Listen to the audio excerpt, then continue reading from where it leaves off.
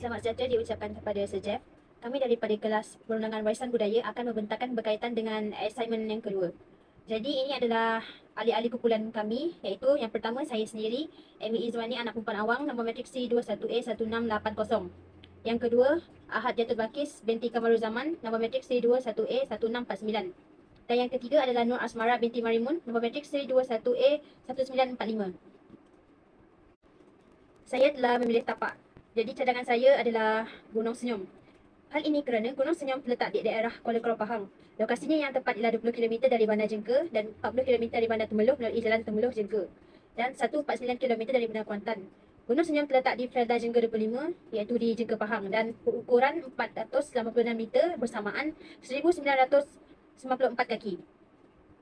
Jabatan Ukur dan Pemetaan Negeri Pahang telah jadikan Gunung Senyum ni sebagai pusat origin koordinat bagi negeri ini yang kerana terletak di tengah-tengah negeri Pahang. Seterusnya ialah bagi latar belakang Gunung Senyum. Jadi Gunung Senyum ni mempunyai hutan Paititokerep Bukit. Di Gunung Senyum terdapat banyak flora dan tumbuhan herba yang mempunyai banyak nilai perubatan. Gunung Senyum terkenal dengan mempunyai 25 buah gua di dalamnya, iaitu antaranya ialah Gua Terang Bulan, Gua Kelam, Gua Jepak Puyuh, Gua Tapa, Gua Kudang Kelawar, Gua Tujuh Kolam, Gua Batu Merlap, Gua Kambing, Gua Gajah, Gua Silat, Gua Gong, Gua Danau Impian, Gua Mayat, Gua Rangkak, Gua Sisik dan Gua Ukar. Mengikut sejarah, kenapa Gunung Senyum dinamakan sebagai Gunung Senyum kerana ialah dahulunya Sultan Pahang iaitu Sultan Ahmad Shah memudik di Sungai Pahang dengan menaiki sampan lalu baginda bertanya pada pengiring-pengiringnya. Setelah bertanya pada pengiringnya, mereka hanya tersenyum. Maka terjadilah bahawa nama tersebut sebagai Gunung Senyum. Seterusnya, saya akan membentangkan berkaitan dengan syarat-syarat untuk sesebuah tapak diangkat oleh Jabatan Warisan Negara. Yang pertamanya ialah kepentingan sejarah hubungan atau perhubungan dengan sejarah Malaysia. Jadi, Gunung Senyum mempunyai syarat-syarat seperti berikut, iaitu warisan alam dan konservasi. Gunung Senyum terkenal sebagai hutan lipur yang menarik ramai minat masyarakat dan para pekaji arkeologi yang menjalankan kajian di hutan lipur yang membuktikan kesan sejarah kehidupan manusia dari zaman Mesotik lagi. Manakala yang kedua, Gunung Senyum mempunyai kepentingan alam sekitar dengan sejarah alam, iaitu di kawasan sekitar Gunung Senyum mungkin mempunyai peranan dalam sejarah alam sekitar. Contohnya perubahan ekologi atau kejadian alam tertentu, dia boleh memainkan peranan penting dalam perkembangan sejarah dan kehidupan masyarakat di sekeliling. Yang kedua ialah mengikut Akta 645, iaitu ciri-ciri reka bentuk dan estetika sebuah tempat. Di Gunung Senyum, yang pertama, ciri-ciri reka bentuknya ialah topografi yang menarik, iaitu Gunung Senyum ni mempunyai topografi yang menarik, iaitu dari segi lengkungan dan puncaknya yang memberikan lebih banyak daya tarikan estetik kepada pengunjung yang datang. Cerun dan kelegaan gunung juga boleh menghasilkan imej visual yang cantik, terutamanya batu gunung yang mempunyai berbagai bentuk. Yang kedua, dari segi kepelbagaian biodiversity, iaitu Gunung Senyum terkenal dengan kehijauan dan biodiversitinya yang indah. Terutamanya tumbuhan tropika, hutan tebat dan flora dan fauna yang tipikal dapat memberikan gunung tu keindahannya yang tersendiri. Yang ketiga, dari segi keunikan, Gunung Senyum mempunyai ciri unik yang membezakannya daripada gunung yang lain. Hal ini terdapat kerana Gunung Senyum terdapat batuan khas atau unsur semula jadi lain, iaitu bentuk seperti tapak kaki yang besar di dalam gua tersebut. Yang ketiga ialah dari segi pembaharuan pencapaian saintifik dan teknikal. Gunung Senyum mempunyai rancangan seperti pengurusan pemeliharaan, iaitu Conservation Management Plan, yang menjadikan Gunung Senyum ke arah warisan kebangsaan. MPT iaitu Majlis Pemadaran Temeloh berhasrat untuk menjadikan Gunung Senyum ini sebagai taman negeri, seterusnya diangkat sebagai warisan kebangsaan oleh Jabatan Warisan Negara JWN. Yang kedua, dari segi pemeliharaan dan penyelidikan biologi. Program penyelidikan dan pemeliharaan biologi boleh membawa kemas kini dalam pemahaman flora dan fauna di sekitar Gunung Senyum. Penggunaan teknologi canggih seperti perangkap kamera dan penderia boleh membantu banyak dalam pengumpulan data di sekitar kawasan tersebut. Yang ketiga ialah pembaruannya dari segi pemantauan alam sekitar, iaitu kemaskinan dari segi teknologi. Pemantauan alam sekitar boleh membantu dan memelihara alam semula jadi, memahami perubahan dalam ekosistem Gunung Senyum dengan cara ingin memantau iklim, suhu dan biodiversity yang boleh memberikan perubahan pada tempat tersebut. Yang keempat ialah hubungan sosial atau kebudayaan. Gunung Senyum mempunyai perkongsian komuniti dan pemeliharaan alam semula jadi yang melibatkan komuniti tempatan dalam usaha pemulihan alam semula jadi dan pengurusan Gunung Senyum. Ini mungkin melibatkan banyak pihak, iaitu pihak luar seperti organisasi atau kerajaan alam sekitar, demi memastikan kemampanan dan perlindungan alam sekitar Gunung Senyum. Contohnya seperti MPT tadi berusaha untuk menjadikan Gunung Senyum sebagai tempat yang diangkat oleh JWN. Yang kedua, dari segi pengaruh sejarah dan mitos, iaitu Sejarah atau mitos yang dikaitkan dengan senyum-senyum mungkin mempunyai kesan besar terhadap identiti budaya penduduk tempatan.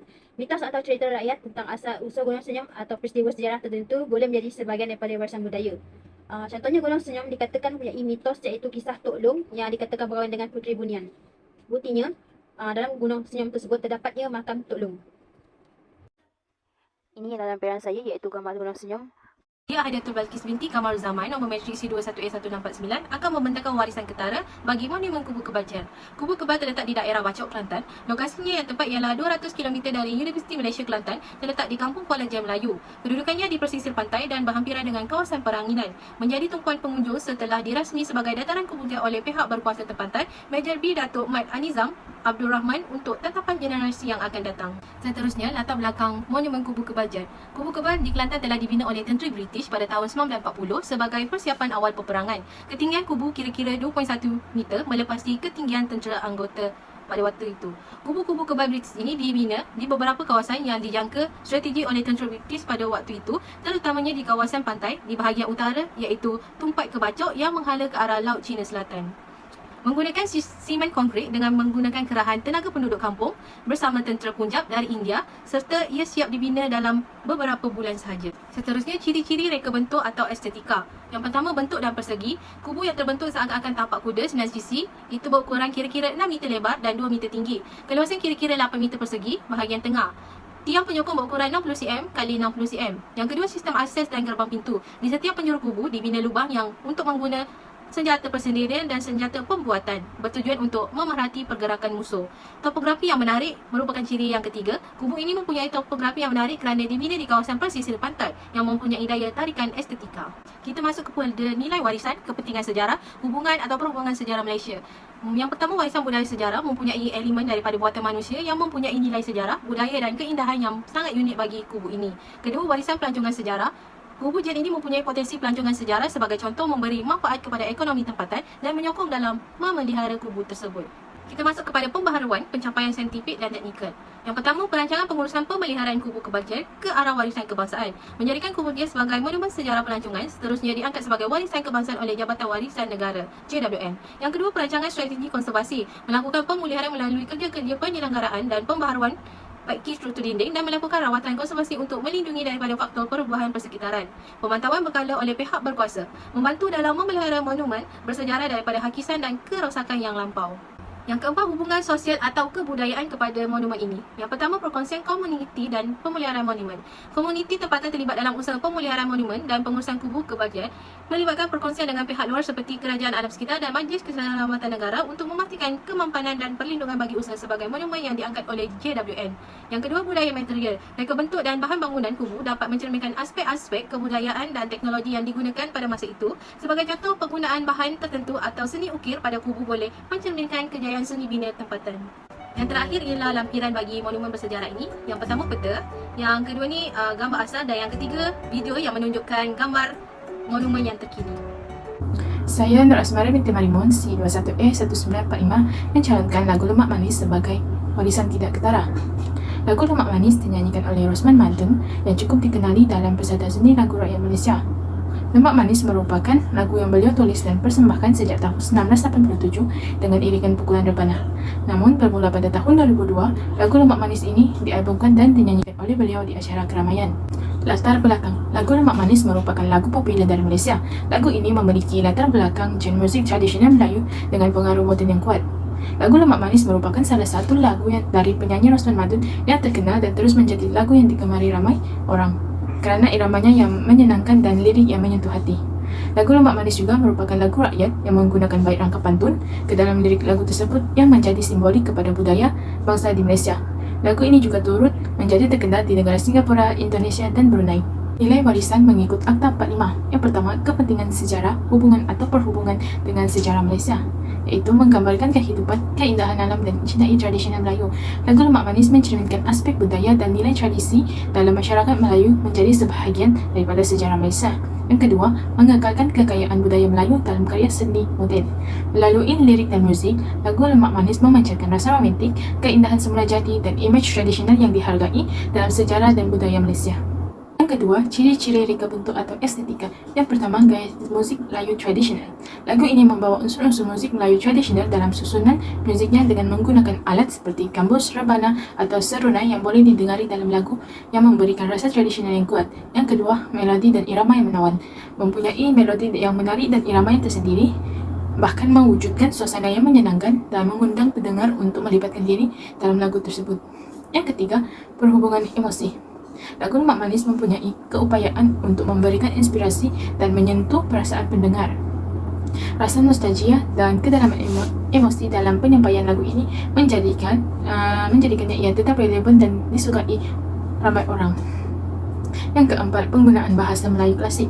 Lirik lagu yang elegan turut mewujudkan suasana yang menakjubkan dan menambahkan lagi keindahan estetika lagu Lemak Manis tersebut. Ketiga, pembaharuan atau pencapaian saintifik ataupun teknikal. Khususnya, lagu Lemak Manis yang dikeluarkan pada tahun 1987, industri musik tidak disokong oleh teknologi moden seperti sekarang.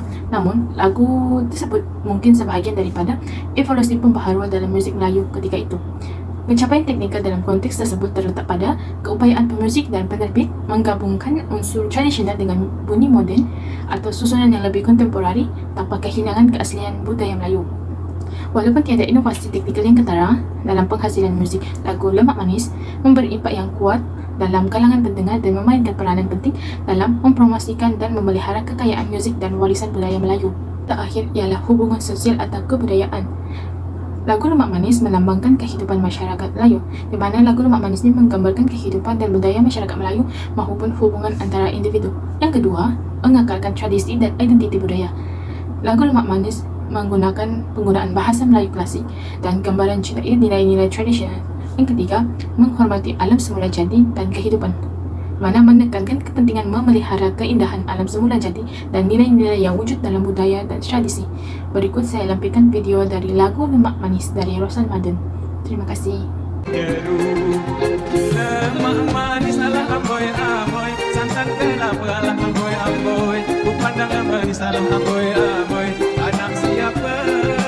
Lemak manis ala amboy amboy, santan kelapa ala amboy amboy, kupandang manis ala amboy amboy, anak siapa?